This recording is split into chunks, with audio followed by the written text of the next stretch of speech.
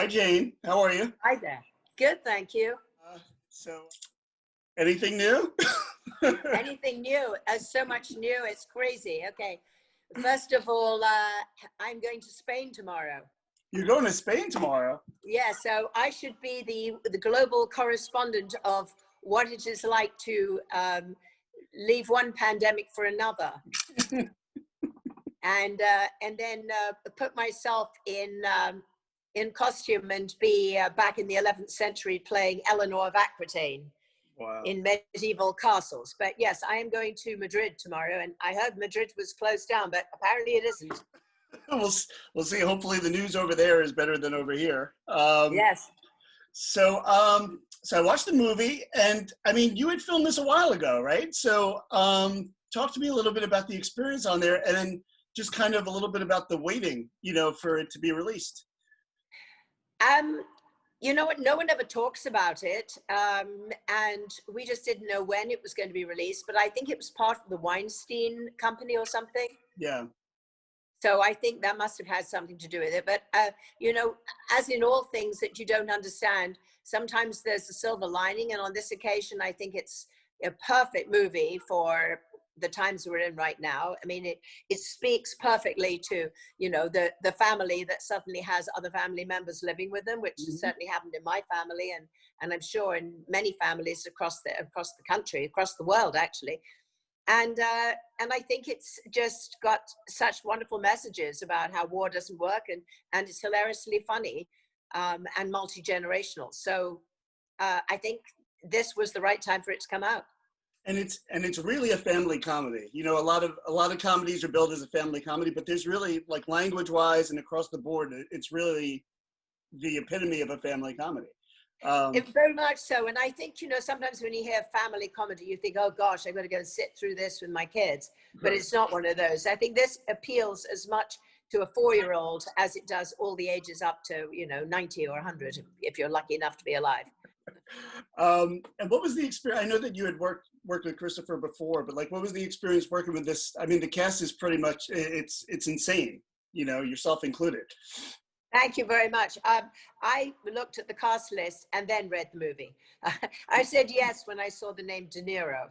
Yeah. I said, if it's good enough for him, it's good enough for me. And he and the rest of them did not disappoint. As you rightly said, I did Wedding Crashers with Chris Walken. He played my husband, so I already knew him. I knew Cheech socially a little bit. Mm-hmm. I'd never met Uma, but she was fabulous.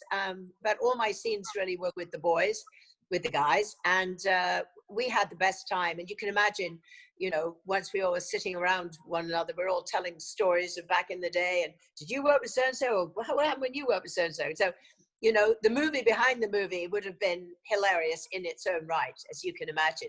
Yeah, and you just said, you were like, and I knew Cheech socially, whereas if we were doing this interview like decades ago, that would probably mean something different. It would have meant smoking something, but I'm not a smoker, so I kept trying to entice him to a glass of white wine, but he has his own special potion.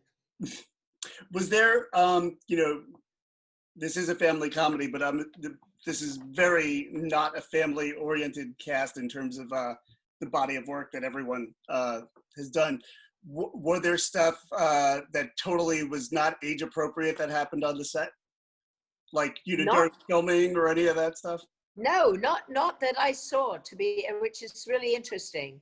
Yeah. No, I mean, there was a lot of ad-libbing and things, but I think everyone was in the spirit of the movie, so it was all appropriate ad-libs. I mean, no, no F-bombs. The kids might have used some bad words. I don't know, but I can't remember if they did or not. I don't think so. They were all very well behaved and very happy to be working. No, it was a fun set, terrific director. Everything about it was wonderful. And the only thing that was a challenge, but it turned out to be so funny, was the trampoline scene. Right. And I think, a few of us had not told production that maybe our knees or our hips or our backs or, maybe we weren't really built at this age to be jumping and falling on trampolines, but we were all determined to be, stiff upper lip, very British kind of thing. And I remember Cheech kept looking at me, I kept looking at Chris, we kept looking at Bobby, and we go like, one of us is going to be out of here on the stretcher, but I wonder who it would be. So we, but none of us did. We all managed to do very well, and they had some great stunt doubles for us too. As someone who's literally dabbled with everything, every genre, like, where does comedy place for you? I mean, obviously you have Wedding Crashers is a beloved classic, that's in recent, but like, I mean, I know your work from Winds of War, all of that stuff. So talk to me a little bit about like where the comedy genre sits for you, on a personally. Well, personally, first of all, it was War and Remembrance, but Remembrance, yeah. right. Yeah. But and that definitely was not a comedy. So right, Yeah. You know what? I love comedy. I always did. I used to do a lot of comedy in the theater when I was a young actress. So I knew I had comic timing. I knew I could play comedy. It's just that no one ever looked at me and went, "Oh, a comedian." No, they said, "Oh, a femme fatale or an ingenue or a victim or a serial killer." That's what I usually got, or someone that actually lived and died and we could tell the story. But when I got to do Wedding Crashers, after that, I just got offered so much comedy and I love it, absolutely love it. And to me, comedy is actually probably the hardest of all to do, but it comes very easily to me for some reason, because to me, comedy is not so much about making somebody laugh. It's about, it's a reality. It's a heightened reality. So if it doesn't come from an authentic place in the way that you would if you prepared as an actor doing drama, it's definitely not going to work in comedy. Right. So that's the trick to me, and it's not such a big trick, but also working with great comedians doesn't hurt. Yeah, Christopher Cheech Marin obviously is known for his comedy, but like Christopher Walken and De Niro, at least early on, weren't, and now I feel like you probably don't get enough respect for their comedic chops. Well, they're both brilliant actors, and they have their way. And it's interesting because with De Niro, he still acts the same way, but someone's not going to be killed. Right. And Chris Walken, he's been doing that delivery forever. And at first I was like, "Ooh, what's that?" That he's putting some strange commas and pauses in places that don't really make any sense at all. And then I went, "Oh yeah, that's what makes him funny, and that's what makes him Chris Walken." So it was really interesting because, as Cheech said when we were talking, every one of us has a completely different way of working, and it worked wonderfully because every one of us is grown up enough to actually listen. Mm-hmm. A lot of actors don't listen, but everyone on this set did. You listened to what you got, and then you came back with something different. So it was like playing tennis with the pros. Right. You mentioned Wedding Crashers. There's rumblings all the time about a sequel. I'm assuming you'd sign up again before even thinking about it? Before even thinking about it. I told them a long time ago, I'm in. I don't know if they want me, but definitely. Oh, I think they'd want you.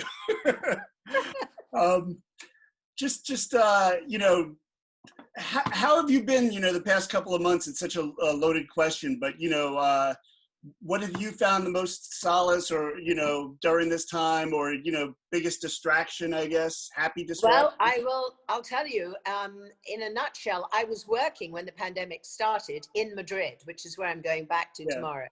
So I came back terrified, quarantined myself here, realized that everyone around me was far more frightened than I was, because they're like, "Oh, you're in an airport." I said, "Well, there's nobody there. It's an empty airport. There's nobody in the hotel, just me and one woman who was trying to cook for us." No, I'm very safe. And then I was asked to do this movie in Australia. So I actually went to Sydney, and I was there for 5 weeks, 2 weeks in quarantine in a hotel along with everybody else.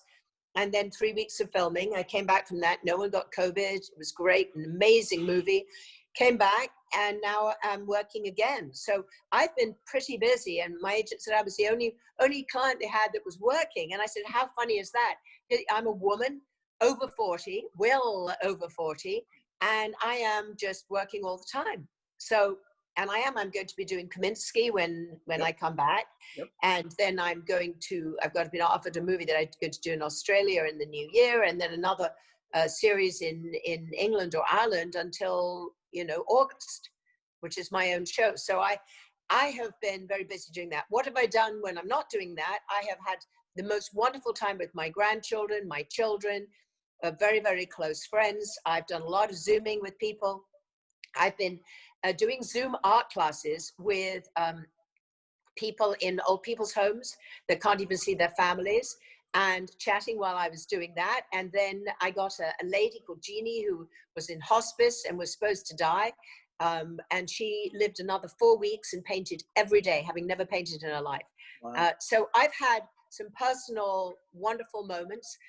We also, through my charity, Open Hearts Foundation, we raised money. No one can raise money right now for charity, but we raised money for 6 different organizations that were affected big time by COVID, with selling the artwork that I did when I was in isolation, both here and also in Australia. And we sold it all online. And what else have I been doing? That's about it, really. Sounds like enough. I mean, that sounds Yes. pretty So awesome. I'm a very different person. I'm a glass half full person. And I think it's because my mother was the survivor of an internment camp for 3.5 years in World War II. Yeah. And she always said to me, darling, when your time comes, it comes. And I remember being offered a wonderful movie straight after 9/11 when nobody flew. And I think I was the first person to fly in an empty airplane to go and star in a movie in Nova Scotia. Mm. So I tend to be the one that I don't live in fear. I live in being practical as much as I can, take the test, wear the mask, all of the above. I've taken my medications with me. I'm taking my 24-year-old son with me as my bodyguard. Hopefully he'll be a useful bodyguard. And I'm taking my sense of humor, and hopefully I will survive. But, I love the fact that for some people, this has been a time to really connect with family, to really ask themselves, what can I do for those less able to manage? I've found people who want to volunteer, who want to be philanthropic, they don't know how, and now they're realizing they can do it on Zoom, and they can teach kids, they can, I'm seeing some really beautiful things happen. And for myself, there are friends and people I really wanted to have, 2-hour conversations with, that I now have 2-hour conversations with, talking about our lives, the past, what was going on. And I'm seeing some really great things coming from this. And we're not going back to anything. Okay. That's crazy. There is no going back. Mm-hmm. We didn't go back from 9/11.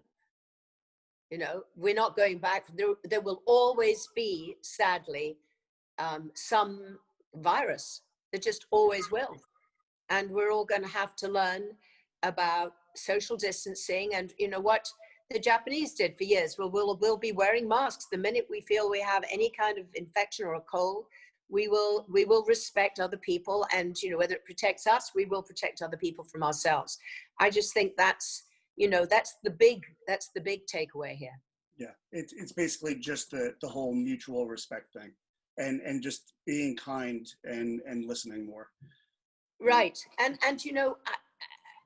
there are huge, terrible things going on in the world that people have denied. But, now is our moment where I think everyone has to ask themselves, what can I uniquely do to make a difference? Maybe I can help my next door neighbor. Maybe I can, I've got a lot of bees I'm growing lavender. I'm keeping the bee population going, in case you're wondering what I'm doing.